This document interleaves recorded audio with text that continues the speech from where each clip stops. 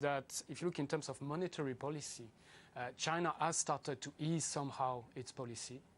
If you look at the RRR cut, which of course is specific to a few banks, it's not across the board, but it's a big positive and it starts to work. A falling level of imports will worry many countries that are heavily reliant on Chinese demand. A slowdown in Asia's largest economy will undoubtedly affect others. Adefemi Akinsanya, Arise News. Well, I'm joined now by Yannick No from Sturgeon Capital. Thanks very much indeed for coming in to speak to us. Let's start by talking about China's trade surplus. It's risen to $36 billion in May. How much will this news add to concerns about the economy? Well, I mean, the challenge, the government want the economy to grow by 7.5%. That was the target of Premier Li.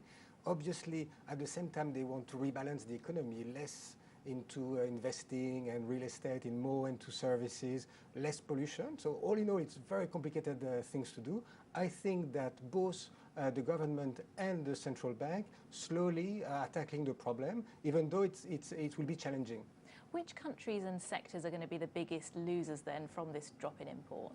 Well, if you look at the drop in import, I mean, there is some technical reason. You have to keep in mind that last year we had a crackdown in the metal financing import business because it was seen as a shadow banking, unregulated shadow banking. So there might be part of the figure could be explained by that. Having said that, it's true that any fall of import is not a positive news to exporting country. You have to keep in mind, for example, that there is a kind of trade war now between China and States, because back last week the USA increased the solar panel import duty by 35.2%.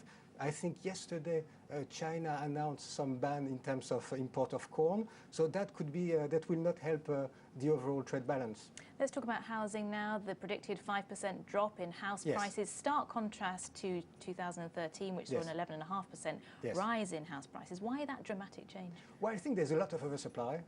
Anyway, the government wanted to cool down the market because there were too much a price increase in the past. I think Standard & Poor's today announced that they think that the price of a house should go down by 5% this year. And I think it's a positive news for China, because right now there's too much of a supply and even too many developers. There's very, very small developers that probably will not survive a year of downturn. Okay, Yannick, no, we'll leave it there for now. Thank We'll speak to you later in the programme. For now, though, thank you. On to South Africa now, and today the